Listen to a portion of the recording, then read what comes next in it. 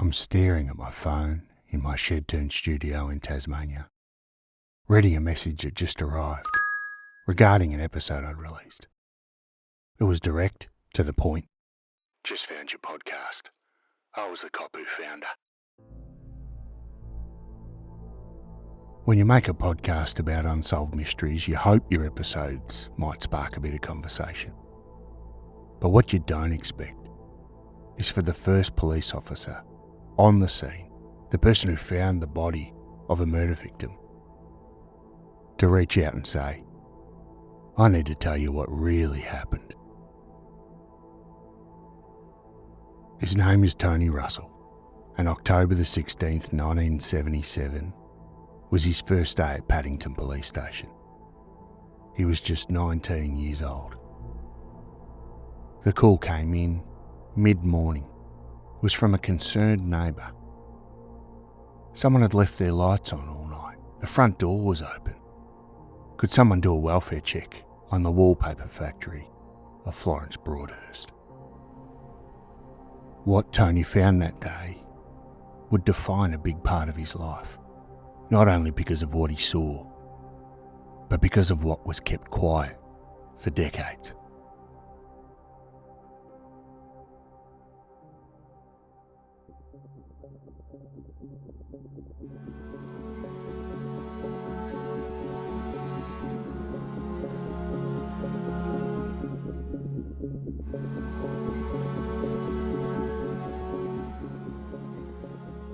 This is Truth, a podcast exploring Australia's most perplexing mysteries. I'm your storyteller, Mark, and this is a special episode, an unexpected follow-up to our episode about Florence Broadhurst, which was titled A Murderer Takes Tea. If you haven't listened to it yet, I suggest you go back and do that now. Well, this one's not going to make a huge amount of sense. Florence was a celebrated wallpaper designer who was brutally murdered in her Paddington studio. And just another thing before we continue, I want to be really clear. What you're about to hear are Tony Russell's recollections of events from nearly 50 years ago. Neither Tony or myself are making accusations about any specific individuals. We're just making sure that his version of events, his story, is being heard. And we're asking questions about how those observations might have impacted the investigation and whether or not they stopped Florence Broadhurst from getting the justice that she deserved. It's Tony's truth, and he's ready to share it.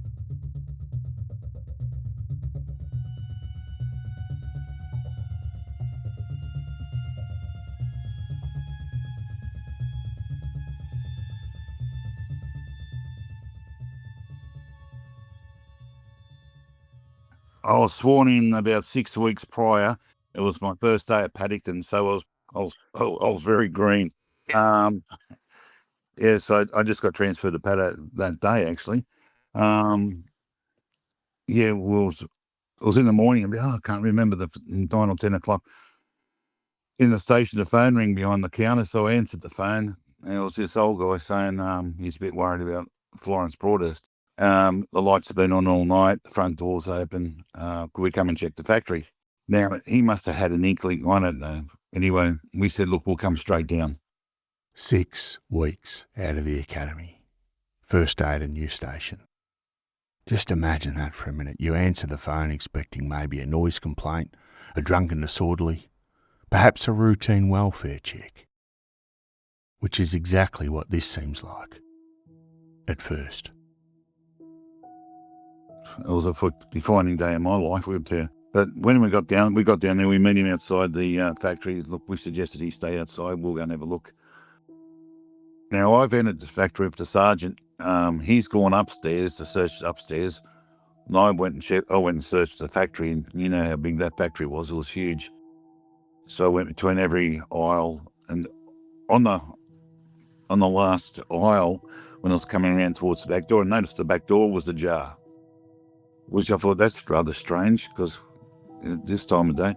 Anyway, there was a plastic bucket there, about a 20-litre plastic bucket, and had a lump of 4x2 timber in it. Now, I picked the timber up and It had all this red substance on the end of it. Look, I didn't know what this dye or, like these things are made for mixing paint and everything. A defining day. Those words carry weight when you understand what came next.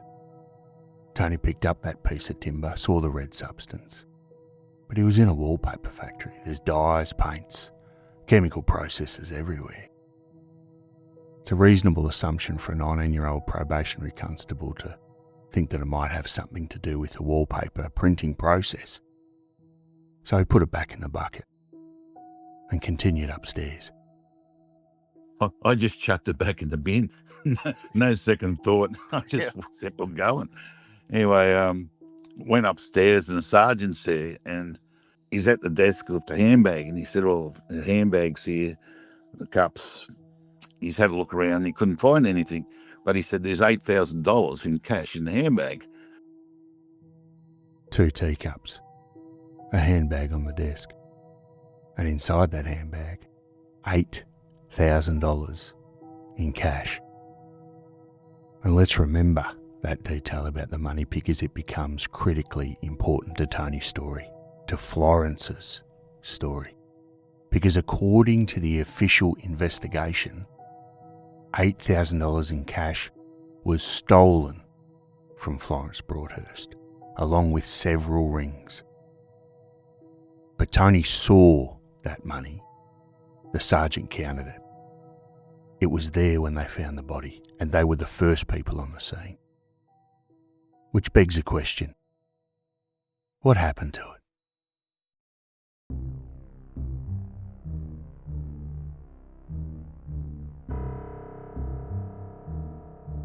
We noticed there was some windows. There's a little hallway that leads down besides the kitchenette to the like a little hallway, and all the windows were open. And there was a lot of water in the hallway on the carpet. And we're trying to figure out how the carpet got so wet. And we figured, it must have come in through the windows because there was rain overnight. Anyway, we didn't seen the door there at the toilet. Give no thought to it, of course. And on the way out, I said to Sarge, "Did you check the toilet?" And he said, "No." I said, "Well, I've got to go in there anyway and use it. Have a wee." Okay, well, there's nothing here. We'll just leave. And I'm going to the loo, for goodness sake. And I open this door up and find her body there and go, man, tell you what, I've had some shocks in my life, but nothing like that, I can tell you.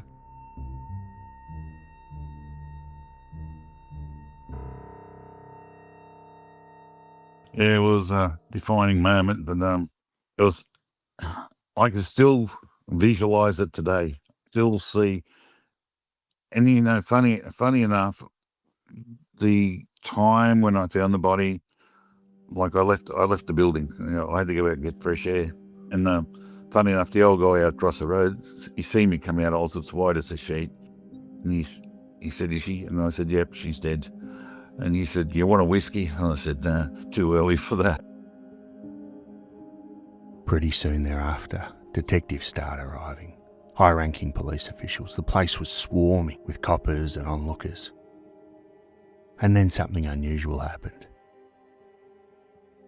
But I was outside for a while, and the detectives were all swarming the place, and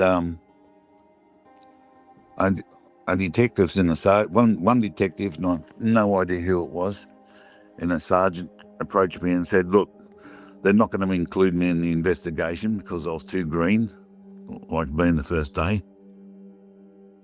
When I look back and the $8,000 is gone, well, maybe they're covering their tracks and don't want me involved in the investigation or giving any, because like Adam said, there was no statements ever taken. No one ever interviewed me about what I've seen.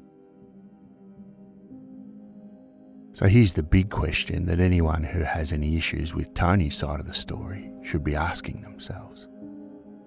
And the second question is, everyone's going on it. How do they know there was $8,000 there? No one's ever asked that question. How do they know there was $8,000 in her purse? Because the son wasn't with her at night. No. She could have had none. She could have had any other. But everyone's quoting the $8,000, and that's my question. How do they know there was $8,000? The only reason everyone knows it was $8,000. The sergeant counted it and showed me in the handbag.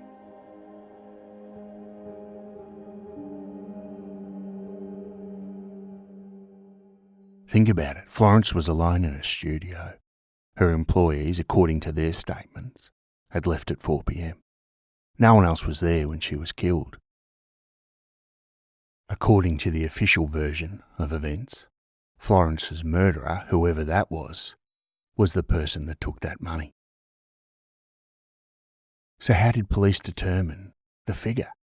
How did they know that exactly $8,000 was missing? The only way someone could know about that is if they counted it themselves.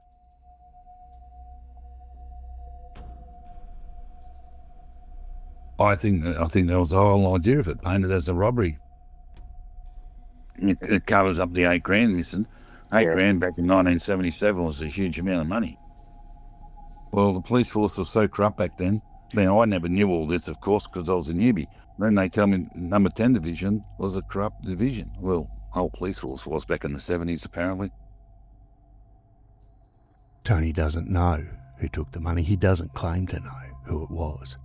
He's not accusing anyone specifically. But the timeline's clear. The sergeant counts the $8,000 in the handbag. Tony sees it. Tony finds the body. Tony heads outside for some fresh air. A large number of detectives and senior officers arrive. Tony's pretty quickly told that he won't be part of the investigation. He's never interviewed. And the investigation proceeds on the basis that $8,000 and a heap of rings was stolen in a robbery connected to the murder. So if the money was there when Tony left and then became stolen, as per the official account, someone performed a dog act almost as low as the crime itself. But perhaps more importantly though, they made a decision about the narrative of this case. And that decision has had profound consequences on Florence Broadhurst getting the justice she deserves. I hasten to add here, for what it's worth, Tony was pretty clear with me when we had a chat that he didn't think that the sergeant he was with at the time had anything to do with this element of the case. So let's talk about what it means that that money was there, because this one glaring fact changes everything. When robbery is removed as a motive, it amplifies the alternatives. What's left, if not robbery? What was the purpose of this brutal, horrible crime? It shines a light on someone killing for personal reasons, business disputes, broken promises, grievances, the kind of motives that you wouldn't find from someone walking in off the street. It suggests that the murderer was someone who knew Florence well, who was angry. The whole dynamics of the investigation was about robbery and murder, where it should have been just about murder. Because if they had done just about murder, they would have concentrated on the people close to her. And so it points back to, I believe, one of the head printers was promised, I think it's been said before, but he was promised money or some interest in the business. Yeah, so all the suspicion comes back to those two guys. Let's have a look at what the coroner's report concluded. The deceased was last seen alive at 3:40 p.m. on the 15th, and she was seen pulling down the blinds of the office by a nearby resident. At 4:15 p.m, some prospective customers entered the office showroom, but they could not find any person present, either there or in the factory area. Another important point is that according to the coroner's report, it was believed that Florence knew her killer, possibly a former employee. The evidence pointed towards someone from her world, not a random criminal. And this is where all of the attention of the investigation should have been directed. And to be fair, the police did investigate people close to Florence. This is why it ended up in the coroner's report at all, and it makes it clear that they looked at employees, business associates, people with grudges. So the police weren't completely misdirected in their investigation, but the robbery narrative diluted that focus. That's undeniable. Time spent investigating random robbery scenarios, checking pawn shops for rings, pursuing leads about opportunistic criminals in the local area.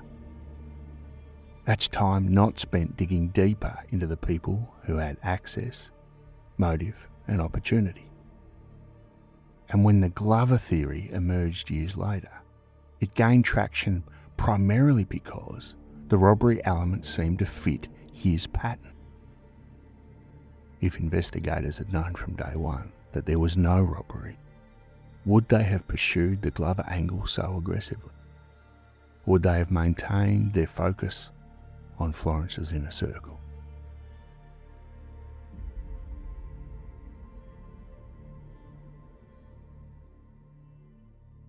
And speaking of pawn shops and the rings, here's something else from the coroner's report that doesn't quite add up. Images have revealed that the deceased had been wearing a total of 7 finger rings, and this jewellery was of very substantial value. It seems that this jewellery was taken from the deceased by her assailant, and at this time, none of it has been recovered. Think about that for a moment. If the rings were stolen, forcibly removed from Florence's fingers, as has been reported, breaking her fingers in the process, how were there images showing that she had 7 rings on? Were the photos mentioned taken before the rings were removed, at the crime scene, before evidence was collected? But if the killer stole them, they'd be gone when police arrived. So how did they photograph rings that weren't there? Or did these images come from a different day, completely unrelated to the day of the murder? Photos Florence had taken of herself wearing the rings, used to perhaps document their value. If so, the coroner's phrasing is misleading. It suggests crime scene photographs. It's another small detail that doesn't quite make sense. And just on that, Tony was pretty convinced that she was wearing the type of workwear that you would expect someone about to do some wallpaper printing would have on. Wouldn't it make sense that she took expensive rings off to carry out these tasks?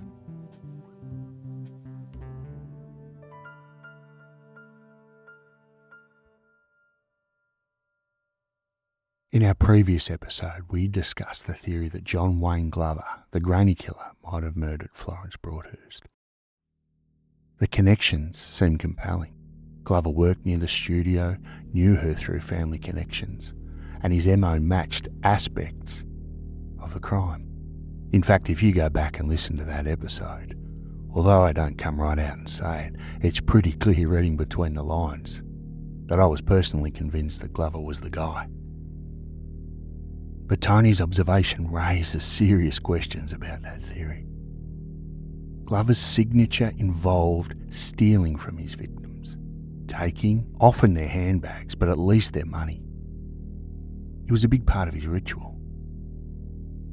But if the handbag and the cash were still at the scene when Tony and the sergeant arrived, then that element of Glover's MO was clearly missing in the Florence Broadhurst case.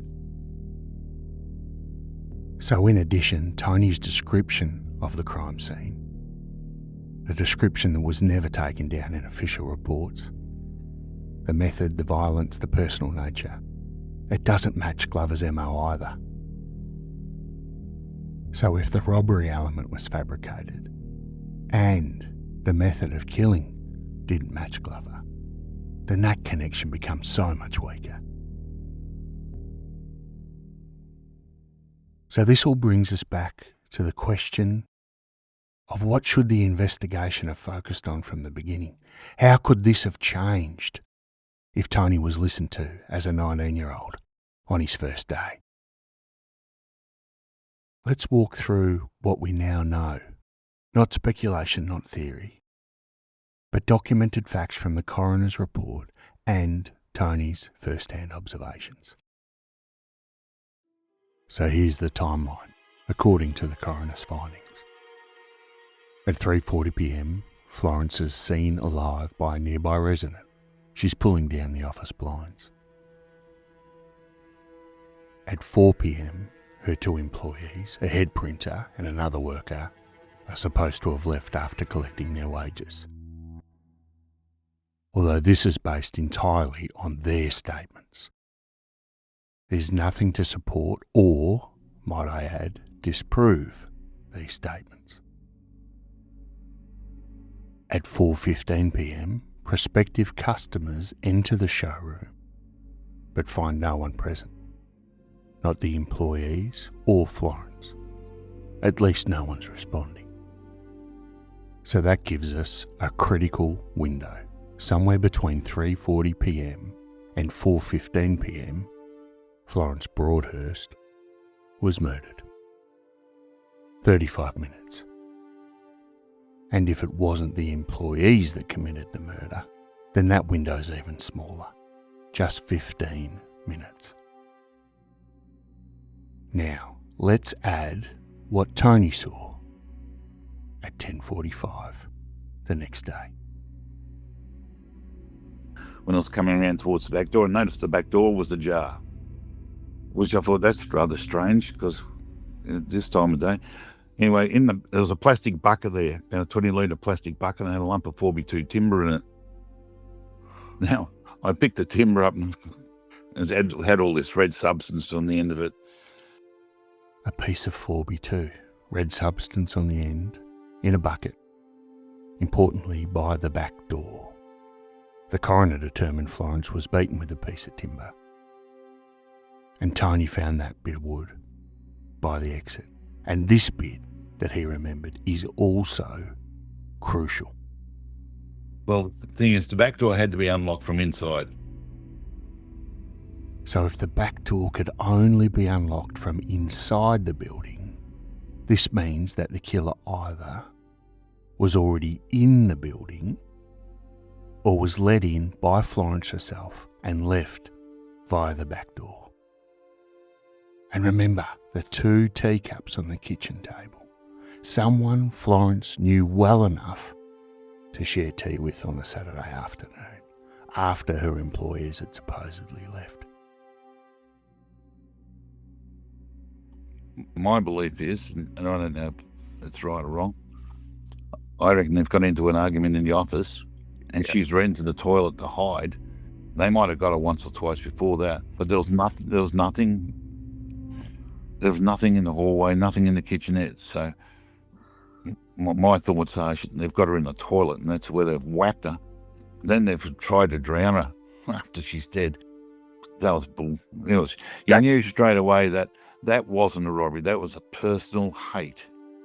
And whoever done it hated that woman with vengeance.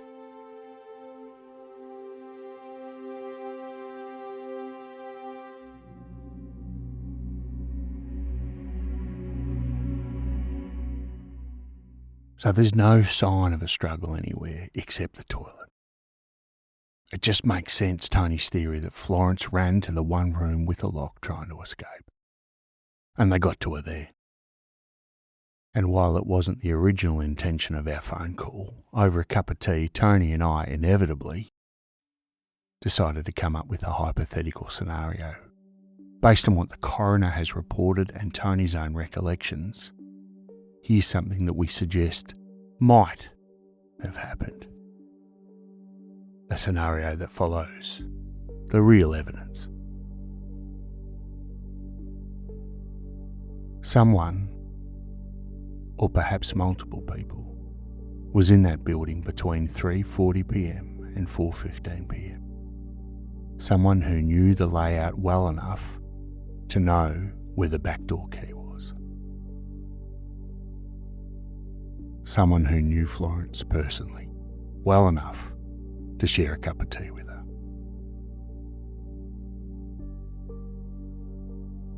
Over that cup of tea, an argument develops. Maybe it's about money, maybe it's about broken promises. maybe about being cheated or exploited in some way, the kind of grievances employees might have against a demanding boss. At a certain point, Florence realises the danger she finds herself in. She runs to the only room with a lock, the small toilet. They follow. The attack happens right there. That's why there's no evidence of an attack outside of that toilet. 10 blows to the head with that piece of timber. An attempt to drown her in the toilet bowl after she's already dead. Then the killer, in a panic, needs to leave. They can't go out the front, it's too visible. And we know that that's true because someone saw her closing the blinds. The neighbours were aware enough of goings-on at Florence's wallpaper studio that they called the police the following day. This is especially true if they've got blood all over their clothes. But they know about the back door. They know where the key's kept. They unlock it from inside and exit into the laneway at the rear of the building. Perhaps, if they're lucky, that's where they'd park their car. In a panic, they drop the murder weapon in that bucket by the door as they leave, because they can't be seen with it in the laneway, and they just want it out of their hands. This probably wasn't premeditated. It was a crime of passion, of anger. And they weren't thinking about cleaning up after themselves. They just wanted to get out of there.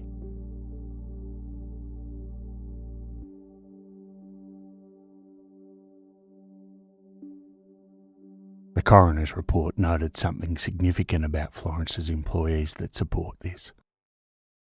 It states, consequently, over the years, a very large number of persons were employed by the deceased, and much difficulty has been experienced in tracing many of them, mainly because they commonly used false names and addresses for tax purposes.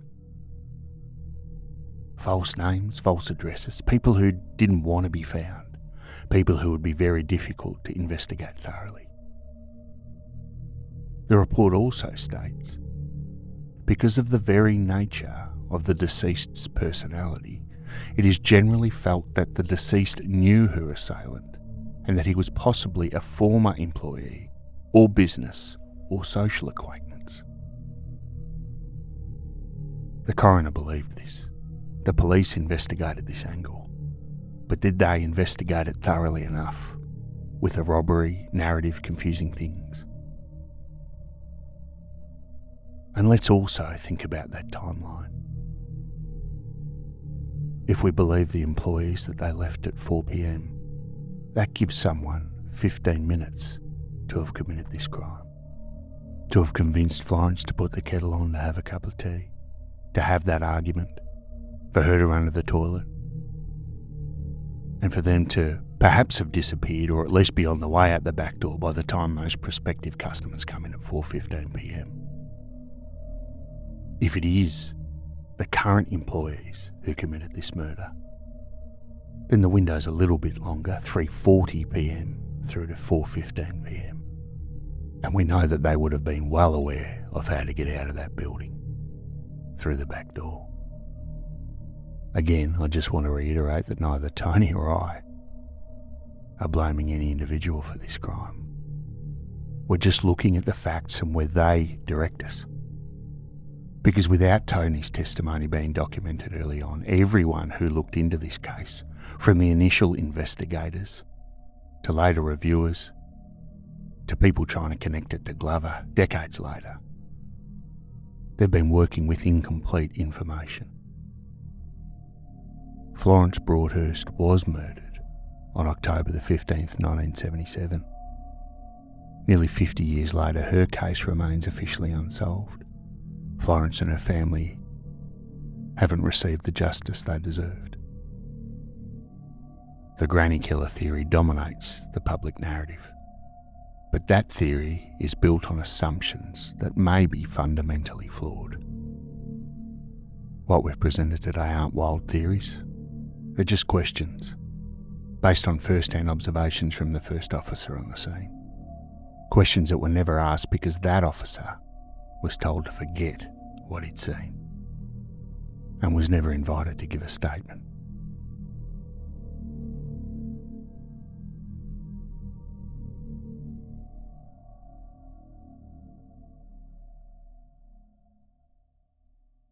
I'd like to finish this episode by thanking Tony for reaching out and for his honesty. Having him trust me with a story he's carried for nearly 5 decades, it's changed something fundamental about how I understand this work, making the podcast. It's made me remember that the stories I tell aren't just about entertainment. They're about real people. And I think remembering that as a podcaster and for you as podcast listeners is incredibly important. Tony now spends a good chunk of his time supporting fellow officers with life after the force and stress-related issues through his involvement in the Coffee Crushers, where current and former police employees get together over a cuppa. It's important work that speaks on the impact that these crimes have on our first responders. It also speaks volumes about the kind of bloke that Tony is. The New South Wales Police Unsolved Homicide Squad is still reviewing Florence Broadhurst's murder, and as of this recording, no public updates have emerged from that review. Also of this recording, they've never officially spoken to Tony Russell. If you have any information about the murder of Florence Broadhurst on October the 15th, 1977, be brave, be like Tony, and contact Crime Stoppers 1800 333 000 or online at crimestoppers.com.au. And remember that information can be provided anonymously. Thanks for listening to this special bonus episode of Struth. I'd like to once again thank Tony for his time and for having a chat with me.